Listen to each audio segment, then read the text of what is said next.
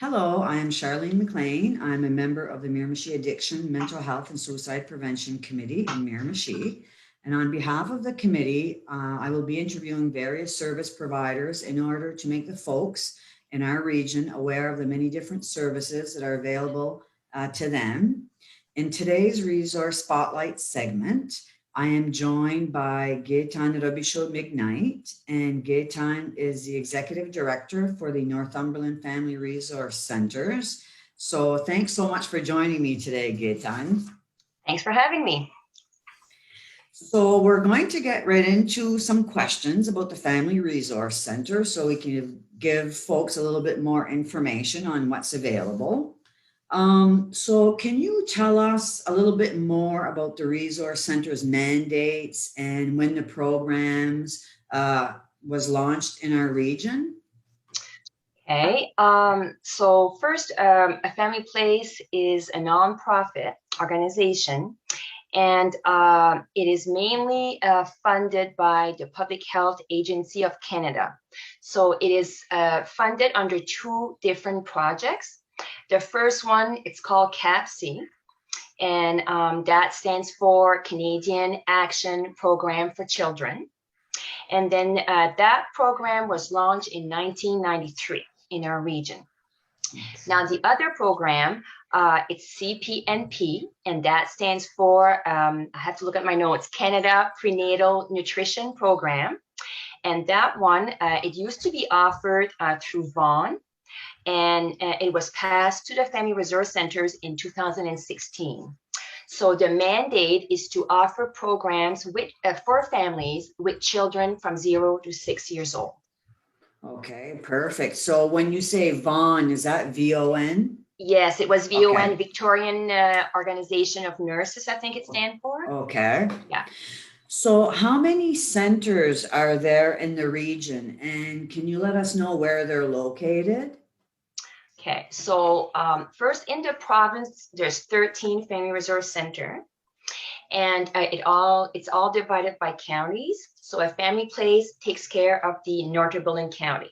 Okay. So within the Northumberland County, we have programs all over. So we have a staff in Miramichi that offers program for Miramichi East, Miramichi West, formerly Newcastle, Chatham, and also we offer programs in Napan. We also have a staff located in Blackville. She offers programs for Blackville, Sunny Corner, and Millerton. Then we have one in Rogersville. She offers French program in Rogersville, Bay Saint Anne, and in Miramichi. And then we have another staff in the Alnwick region. So she offers French programs in Niguac, Lagacéville, Rivière-du-Portage, and Brennville. So we're all over in Northumberland County.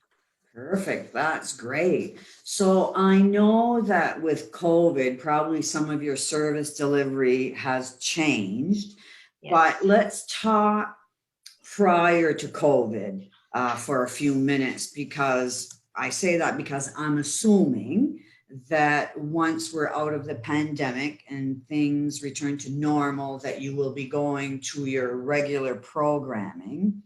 So talk to us a little bit about some of the programs that were offered, prior to COVID.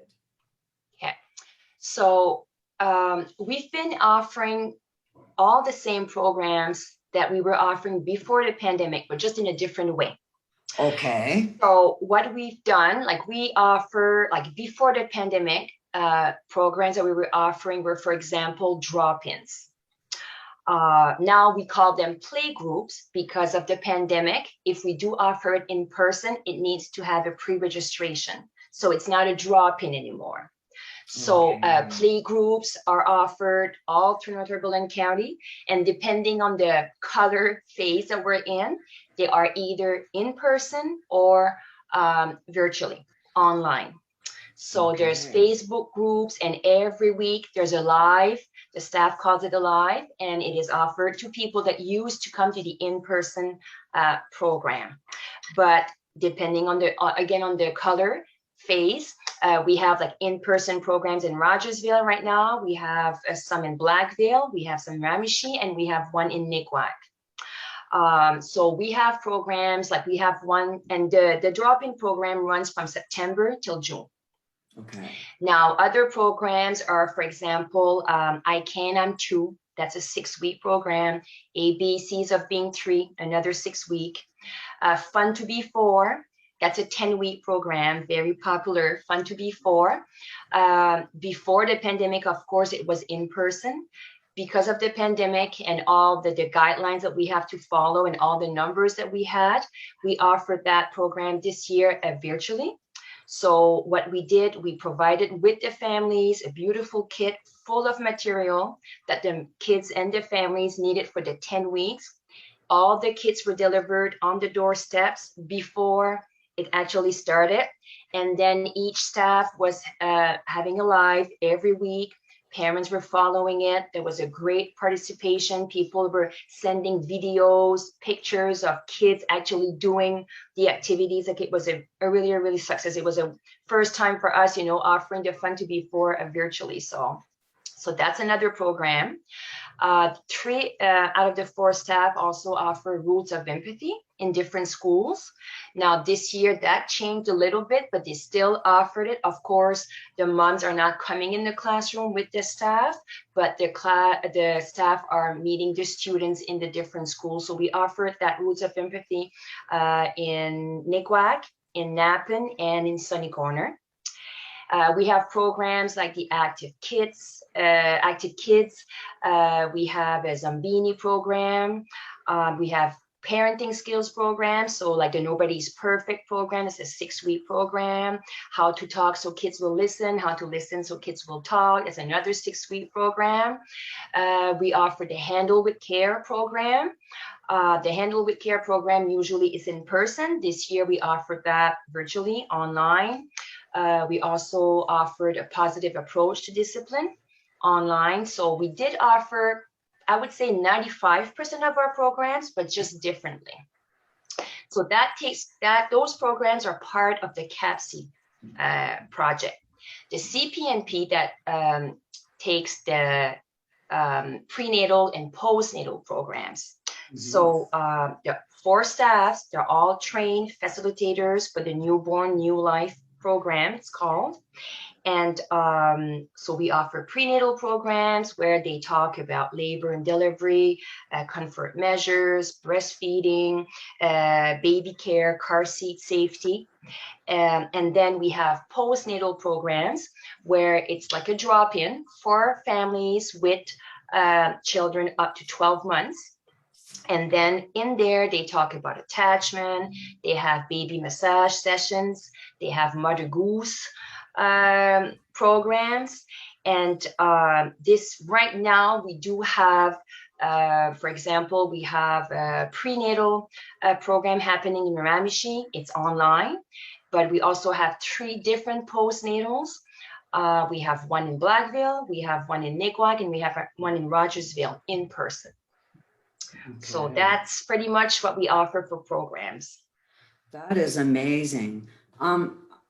I may be wrong, but I have to assume that there are a lot of folks, maybe they're not aware of all these programs that are available. So it's great that you can join us today and share some of that information. And hopefully some folks that aren't aware will become aware. Yes. These programs are free of charge. Is that correct? It's all free of charge, and it's the only criteria is to have a child between 0 and 6. I have to say that with the pandemic, we also did things that maybe we were not doing before, and that was with the help of, for example, we have funds from Compassion Fund from United Way, where we received a lot of gift cards, and those gift cards were distributed to families, to our partners that distributed to their families. So families were able to buy groceries, milk, diapers. So that was a big part of our job this year with the pandemic. Mm-hmm. And also we, this year, the Francophone side of our programs, we got money to we distributed kits to different families. We had 90 children just in that in those two francophone school districts, and the kids were distributed to the families. The staff was having lives on Facebook showing and modeling families what to do for activities and how to use the kits. The kids were full of toys, of craft supplies, all kinds of stuff that the parents could do with their children at home. And after that, we had a staff that was calling each family once a month to offer support and to just, see how families were doing. So, and the reason why it was only offered to Francophone programs, it was because in Fredericton, the Anglophone side of it decided to just add, not just, but add seats in different daycares. Okay. So to the province. So that's how they distributed the money. But those are two big projects that we had this year with the pandemic on top of all of our programs. That's amazing. It was a busy year.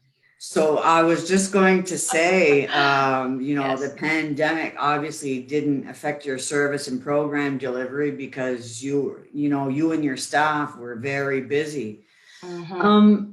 Do you think that you'll be keeping some of the things virtual, let's say when we go back to normal, or will you go back to face-to-face? Just wondering, because in talking with other service providers, when we do these spotlight segments, some of them have said, some of the things we decided maybe we're going to keep offering virtually because, for example, maybe someone doesn't have transportation and they can attend this way. So I'm just wondering, if you've had those discussions or those thoughts, or in my head. Okay. Of course, staff is very anxious to see all their families again. Families are anxious to see each other, see the staff. Children want to see, the staff. So in September, in the fall, we're hoping that, 3/4 of our programs will be in person. Right. But like you just mentioned, of course, some programs, and I'll give you an example, our prenatal programs in Miramichi right now, they're all full to the max. With the new guidelines, that's one thing that we had to adjust this year. Usually, we have drop-ins, we have program where it's like everybody, join us. But this year, to follow the guidelines, we have a maximum of 20. Including the facilitator. So in some communities, we had to do 2 and 3 groups to offer one program. So right now we have a prenatal in Miramichi, for example, at night, virtually. Some parents love it, right? Because they don't have, kids are maybe in bed, they are in front of their computer, you know what I mean? So of course, yes. there is a positive, about virtual programs, but so we might, if we have, we might keep a few like that to accommodate families, and even giving like parenting skill programs, maybe having some online, some in person. But it's certainly something that I'm thinking about. Yes. Yeah. And we might see that with a lot of organizations moving forward, that it doesn't mean that they'll completely go virtually, but they might look at some programs and say, well, this worked really well virtually, and we were able to have more folks, or we were able to have folks that don't have transportation. So you are thinking about it. So I just thought I'd ask, because I know that I've talked to other service providers, and they had started thinking about that as well, moving forward, how are they going to do business? Yeah. So I don't know if there's anything that we haven't touched on yet that you'd like to share with folks that are watching the interview regarding some of the programs that you offer, or is there anything you can think of? Other than saying that our staff, for sure, when the pandemic started, in April, I had some staff doing lives out of their living room and their dining room, and their offices were in their dining room on their table, waiting to see, because we didn't know how long it was going to last. So I have to say that the staff went, above and beyond, what was usually asked, from them, and they did it because they love the families, they love the children, and so I know that all of them are anxious to see their families in person. Of course, with the pandemic, a big challenge for us was that all our programs were in the schools, and our offices were in the schools also. So when it happened, we were not able to go in the schools. We had, even some schools, we had to take all our stuff out because they needed our space, right, to function. So now this week, we're being told that if everything is good, and in the fall, we'll be able to go in the majority of the schools that we're in. So for us, that's a big positive thing. So Yeah, that is great. And you yeah. are right. There's nothing that beats really that face-to-face support as well. Because I Yes. know that a lot of folks have found themselves feeling very alone during the pandemic. Yes. And, when Yes. you get support from your peers or, the person providing the program, and it just, Yes. it makes a lot of difference. I have to say that my staff would comment that when they would actually drive to, a family to give either a gift card or to bring material that so they could follow their lives, or the children were in the windows, waving, and the moms, and just wanting to see, right? So even if it was Yes. online, it didn't feel the same for them. And of course, everybody got used to it. Now I kind of tease my staff and I say, hey, you guys are professionals now at lives, and Yes, exactly. but I know that they're anxious to see their families again. Yeah. Mm-hmm. Oh, that says a lot when the families and the children are so excited, to see Yes. the individual that usually gives them programming. It says a lot about them. So what Yeah. I'm going to do right now is I'm going to share my screen in case some folks want to write some of the information on how they can get a hold of either yourself or some of the staff that work throughout Northumberland County. Mm-hmm. So the Northumberland Family Resource Centers. So Gaetan Robisha McKnight is the executive director, and the main office number is 622-5103. The fax is 622-6879. And you can reach her at Miramichi at FRC. I don't know what Trait d'Union is in English. Dash. Thank you. So FRC-CRF.com. And then in Miramichi East and Miramichi West, which covers Chatham, Newcastle, and Napan, you have Melanie.Murphy at FRC-CRF.com. And in Blackville, Millerton, and Sunny Corner, you can reach Wendy Assel at 625-1459, or you can send her an email at wendy.assel@frc/crf.com. And then in Rogersville and Bay St. Anne, Darlene.Didosh at frc/crf.com. And in Niguac, Lagaciville, Rivière-du-Portage, and Brantville, you have Rachel Richard. So it's rachel.richard at frc/crf.com. I'm having a hard time with that slash. Yeah. Funny, some things that you remember in French, you can't remember what they are in English. Yes. And the Family Resource Center also has a Facebook page. So it's called Northumberland Family Resource Center. So feel free to go on social media and look them up if you'd like, and ask them to join their group. Or you can call either Gaetan or any other of the ladies, or email them to get more information on the programs that are available. So that's great. So really, those were the only questions that I had for you today. So I want to thank you so much for agreeing to meet with me, so folks can be aware of the resources that are available and the programs that you offer. That's really great. I want to take this time out to make people aware of a new resource also that's been in New Brunswick since October of 2020. It's 211 NB. You can call 211 if you're unsure of available programs or services that are available either in our region or throughout New Brunswick.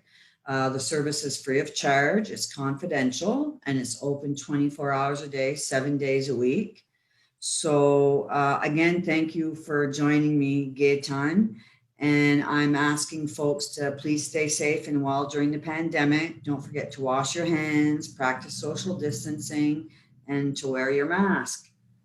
Thanks so much. Thank you.